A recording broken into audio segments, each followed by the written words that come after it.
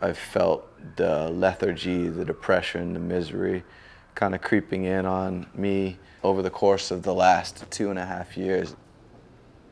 I think the world needs to understand how challenging this last couple of years has been on first responders.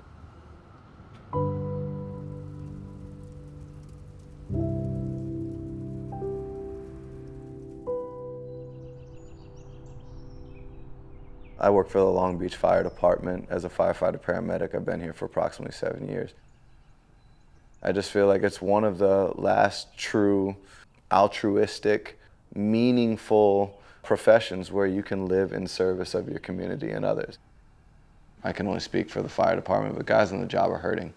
They're being asked to work more and more into 48, 72, 96-hour shifts. Just ran into a guy the other day, a friend of mine who worked 120 hours. It's 5 days straight.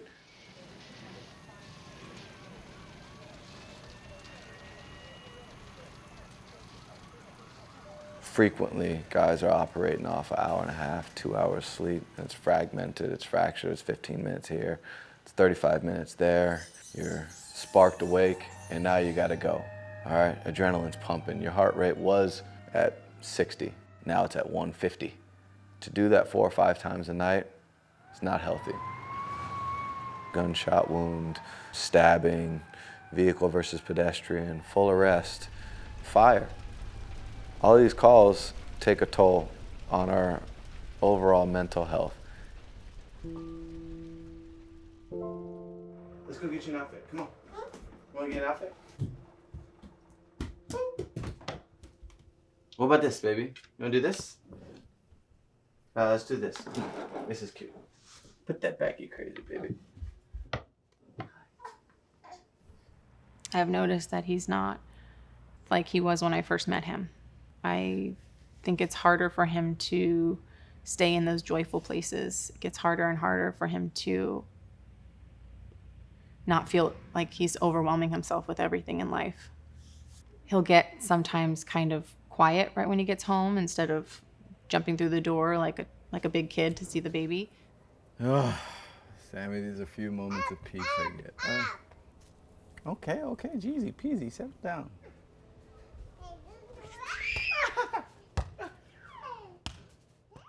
As it pertains to me as a father, I'm concerned about my mental health. I'm concerned about my warm heart. I feel like I came into this job with a warm heart, and that's something that I want to protect. But call volume, sleep deprivation, traumatic images starts to chip away at that. So I need to figure out, and it is not an easy thing to figure out, how to be the best version of myself despite that mountain of difficult challenges. The hard part about dealing with firefighters and what they bring home is that they don't always talk about it. And I think they like to check out and they don't like to talk about it, especially when they come home and they feel I've talked to Ryan about it and he doesn't, feel like he should burden other people with that. And even though I want him to talk to me about it, I don't think he wants to talk about it. So that's hard because it keeps him kind of more with a wall up of those emotions.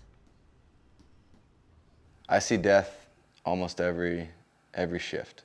12 to 15 times a month, sometimes multiple times a day.